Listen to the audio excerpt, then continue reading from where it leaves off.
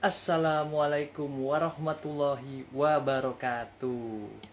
Selamat sore teman-teman. Ini agak nggak biasa nih ya. Nggak biasa karena biasanya sedekah ilmu IG Live dari sedekah oksigen itu hadirnya di setiap hari Rabu jam 19.45 sampai dengan selesai.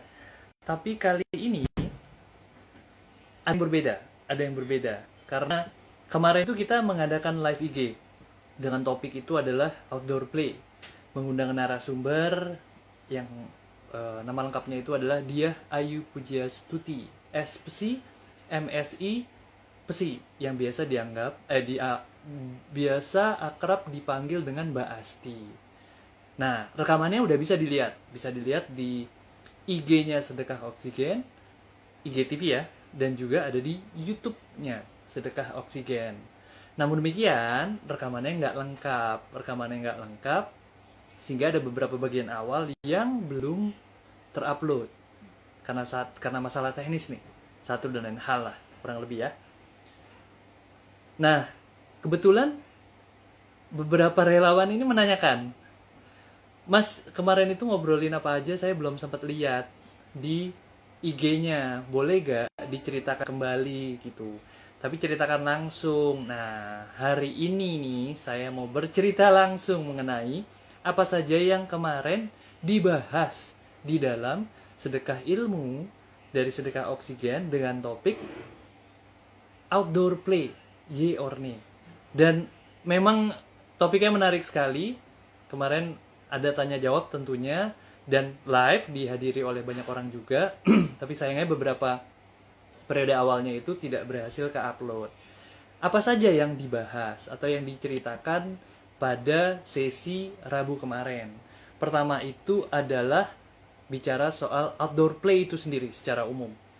Di mana disebutkan outdoor play itu apa sih artinya?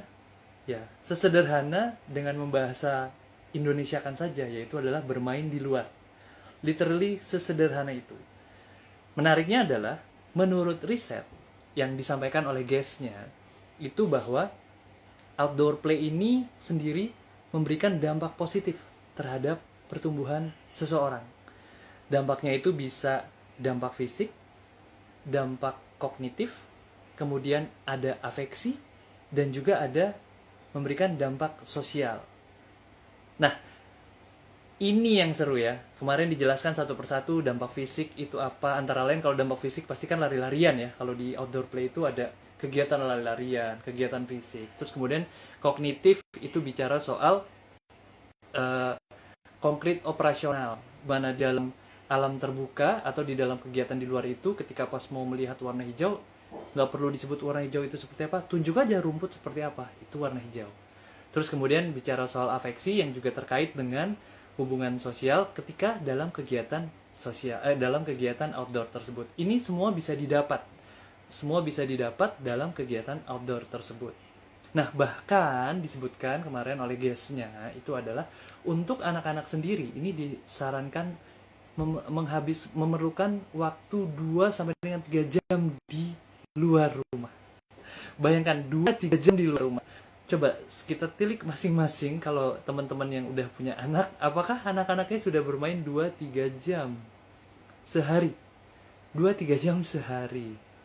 Nah, itu agak challenging pastinya ya, apalagi di periode pandemik ini ya.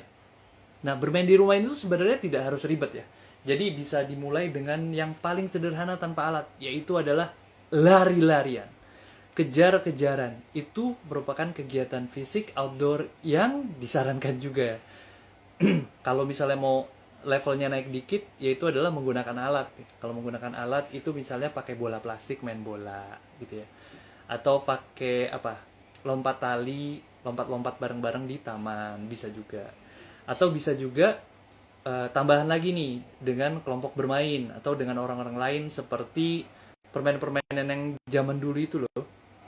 Zaman dulu kita main ini saya nggak tahu nih, ada Mbak Fani Herdina, Reven Dinara, kemudian Nandans, terus kemudian ada kamera Blitz. Ini ikut bermain seperti ini apa nggak zaman dulu ya? Itu ada permainan yang what do you call it? galasin, ya. Ada permainan galasin, terus kemudian ada permainan benteng, itu kan beramai-ramai ya permainannya ya. Hai Mbak Nopen, selamat datang. Ada galasin, ada benteng, itu permainan berkelompok. Saya nggak tahu nih teman-teman di sini dulu sempat bermain itu apa enggak ya. Segenerasinya apakah sama atau berbeda.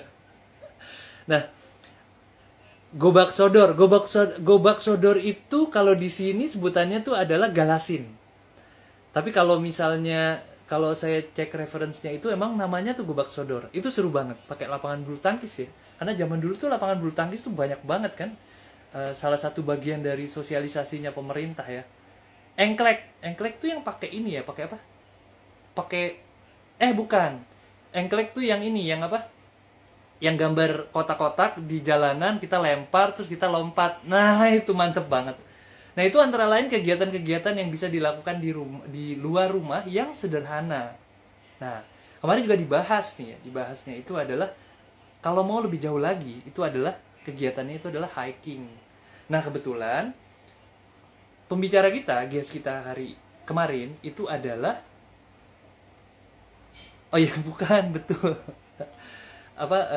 Pembicara kita atau guest kita kemarin itu adalah founder dari Hiking Bocah. Jadi kegiatan yang dikelolanya itu adalah melakukan hiking. Nah, kenapa nih menarik? Kok hiking ya di daerah Bogor gitu?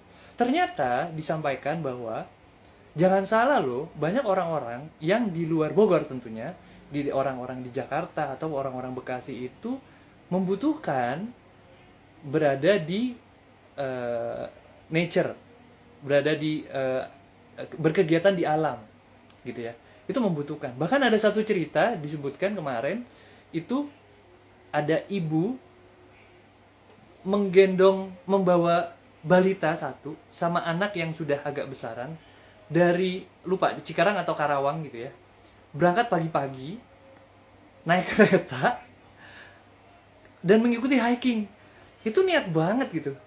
Karena dia tidak menemukan pengalaman yang sama sehingga mencari pengalaman tersebut di kegiatan hiking bocah tersebut. Jadi kegiatan hiking yang dicari dan ini peminatnya banyak.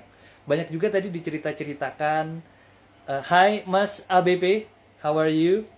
Yes, kita live lagi karena ada beberapa relawan yang katanya mau dengar cerita tentang pembicaraan kemarin yang belum sempat terupload. Jadi kita agak refresh sedikit ya, walaupun tanpa ada pembicaranya, kosong nggak enak lah pembicaranya diundang lagi. Saya ceritakan saja dari catatan-catatan yang saya punya. Nah, terus kemudian kegiatan hiking yang dilakukan oleh si anak-anak ini apa aja sih? Ini beragam dan seru banget kegiatannya. Karena hiking alam ya, terus banyak landscape yang bisa diikuti.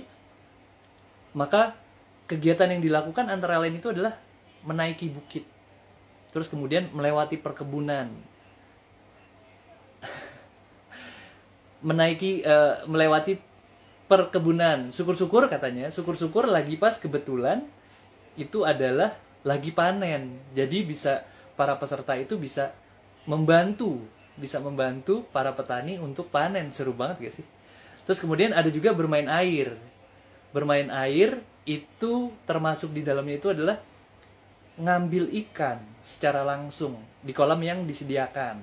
Nah, ini katanya kotor-kotoran nih. Jadi jangan heran lah kalau misalnya ternyata anak-anak ketemu lagi sama orang tuanya atau orang tuanya melihat anak-anak tuh kotor-kotoran, karena memang intensinya itu adalah memang kotor-kotoran di sana gitu. Ini ada sensori kan yang dirasakan, nangkep ikan, terus kemudian basah-basahan, keseruan-keseruan terjadi di situ. Dan ada juga itu adalah mini rafting yang relatively safe, karena ini mini raftingnya disebutkan itu tidak sama seperti rafting yang dilakukan oleh orang dewasa. Ini safe lah, aman untuk anak-anak. Nah, banyak juga nih yang kemarin itu dibahas tentang anak-anak yang mengikuti kegiatan ini. Antara lain itu adalah anak-anak yang biasa ditemukan tuh, ada anak yang biasa main gadget, terus kemudian diajak sama orang tuanya tuh datang-datang cemberut. Selama perjalanan cemberut sampai dengan di akhirnya itu happy-happy aja. Khususnya ketika pas dia sudah bermain air. Ya, anak-anak banyak yang suka main air ya. Jadi ya bisa banget nih buat anak-anak yang ke keseringan atau keranjingan main gadget ini dibawa ke kegiatan outdoor. Nggak mesti hiking, bisa dilakukan di luar rumah juga. Ada juga anak yang berkebutuhan khusus, kemarin diceritakan juga, di mana di orang tuanya menyatakan ada perbaikan nih dari sisi kemampuan eye contact dan kemampuan komunikasinya semenjak ikutan hiking, kegiatan hiking. Jadi kegiatan outdoor yang agak jauhan itu adalah hiking, sehingga dia rutin mengikuti kegiatan itu, kegiatan hikingnya sendiri. Nah, disebutkan juga bahwa anak-anak berkebutuhan khusus ini pastinya membutuhkan peran guide yang lebih intensif dalam mengawasinya. Itu kegiatannya. Nah, soal mengawasi tadi ada guide.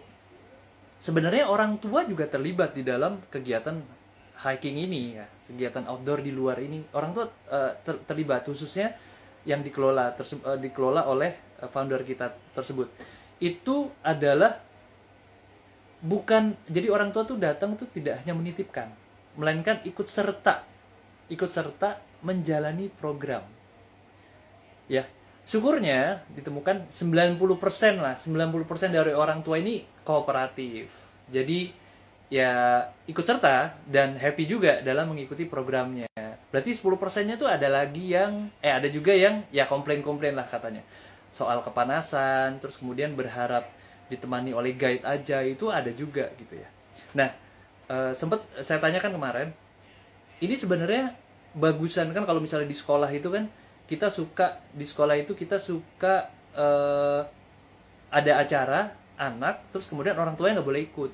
Jadi kemandirian anak itu dikejar. Nah, sebenarnya lebih baik mana antara orang tuanya nggak ikut atau orang tuanya ikut serta? Nah, ini kalau jawabannya itu adalah tergantung dari intensinya. Nah, kebetulan untuk hiking yang biasa dilakukan ini intensinya adalah mau ikut. Siap. Oh, ikut. Intensinya adalah quality time, benar. Intensinya itu adalah quality time antara anak dengan orang tua, sehingga keikutsertaan orang tua itu dibutuhkan di dalam kegiatan ini. Dan jangan salah, kegiatan ini juga memberikan dampak, menurut ceritanya itu adalah memberikan dampak terhadap orang tuanya sendiri, menjadi sebuah stress release dari kegiatan rutin sehari-hari. Mungkin buat orang tua yang sering terlalu banyak berkegiatan atau kerja, terus udah gitu looking for something different ya, bersama keluarga, berkegiatan outdoor yang agak jauhan, ini bisa menjadi alternatif. Nah, sepulang dari kegiatan ini yang diharapkan, kalau menurut guest kita kemarin, diharapkan itu adalah bondingnya itu tetap terjaga. Jadi bonding antara orang tua dengan anak itu tetap terjaga. Jadi jangan waktu pas acara hiking saja atau kegiatan outdoor di luar gitu ya, yang agak jauhan tersebut, itu bondingnya itu tidak dijaga gitu ya. Nah, setelah itu dari kegiatan tersebut, lalu kegiatan yang kita bahas itu topik yang kita bahas itu adalah bicara soal masa pandemik. Nah, ini relevan pastinya dengan kondisi masa pandemik ini. Lalu bagaimanakah yang harus dilakukan oleh orang tua terkait dengan kegiatan outdoor ini. Nah, untuk ini saya nggak cerita. Saya nggak perlu cerita lagi karena Anda bisa lihat, teman-teman bisa lihat langsung di IG TV-nya Sedekah Oksigen, ya, keseruan yang terjadi, walaupun sedikit tapi dijelaskan di situ mengenai apa yang bisa dilakukan saat pandemik, dan juga ada juga di YouTube-nya. Hai Mbak Patria, apa kabar?